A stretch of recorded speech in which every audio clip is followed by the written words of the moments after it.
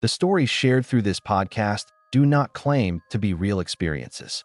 The purpose of the podcast is purely entertainment and not to spread superstition or hurt any religious beliefs. That if you enjoy this story, don't forget to like and hype it.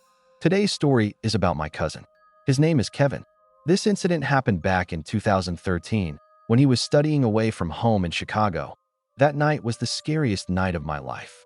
In 2013, Kevin and I were staying together in a rented apartment.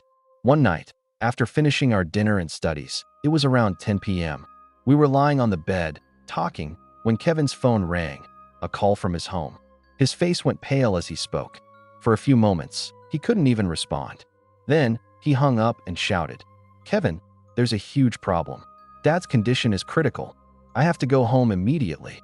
Seeing his panic, I couldn't ask anything. We quickly got dressed, borrowed a bike from a friend, and rushed. On the way, a broken truck caused traffic to crawl, and after about an hour and a half, we reached Kevin's house. From a distance, we could hear crying. Kevin's face turned white.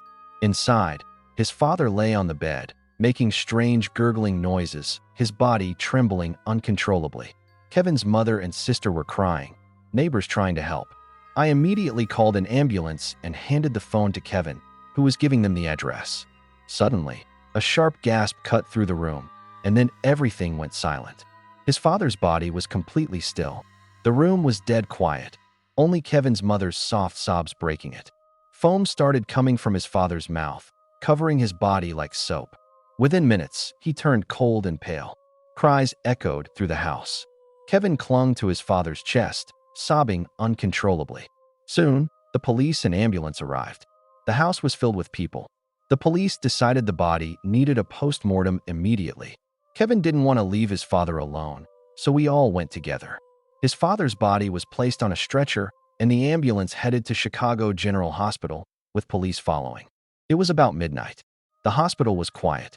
The stretcher was placed in a dark corner near the morgue. A security guard, sitting on a chair, warned us that post-mortems wouldn't happen until morning. The hallway was dim, dusty, and the lights flickered.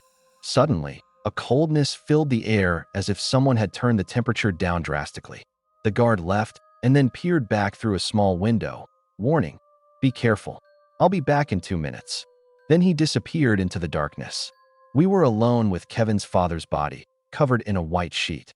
I watched and waited, terrified. After 20 minutes, Kevin grabbed my hand and pointed to the body. The sheet was trembling violently, though the post-mortem had confirmed death.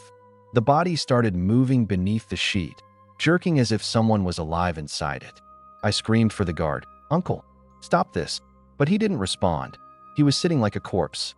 I was paralyzed with fear. The body twisted, limbs moving unnaturally.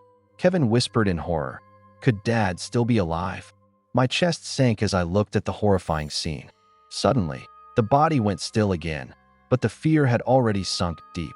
The police officer came back and demanded we step outside for a moment. Kevin left, and I was left alone with the corpse. The body began to tremble again, violently this time. The stretcher shook, and I fell on top of the corpse. I felt frozen, like falling onto ice. My back hit the wall, my chest pounding. I screamed, "Uncle, somebody help me." My hands bled from grabbing the wall, but nothing stopped the terror. The corpse wasn't just shaking. It started moving like a living puppet. One arm lifted, legs twisted, and a gurgling voice came from his mouth. I broke down crying, praying desperately for this nightmare to end. Then, the unimaginable happened. The corpse slowly lifted itself to sit upright on the stretcher. Its face revealed a grotesque, terrifying version of Kevin's father. Pale, eyes wide, black and white, mouth gurgling in a deep echo. I collapsed on the floor, unable to bear the sight, passing out from sheer terror. When I woke, silence surrounded me. The corpse sat upright, staring at me, unmoving. Kevin was at my side, panicked but safe. He explained that the police had taken him briefly for questioning, which is why he couldn't answer my calls.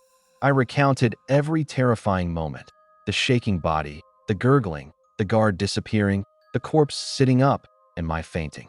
Kevin believed me when he saw my state, trembling, red-eyed, breathing rapidly.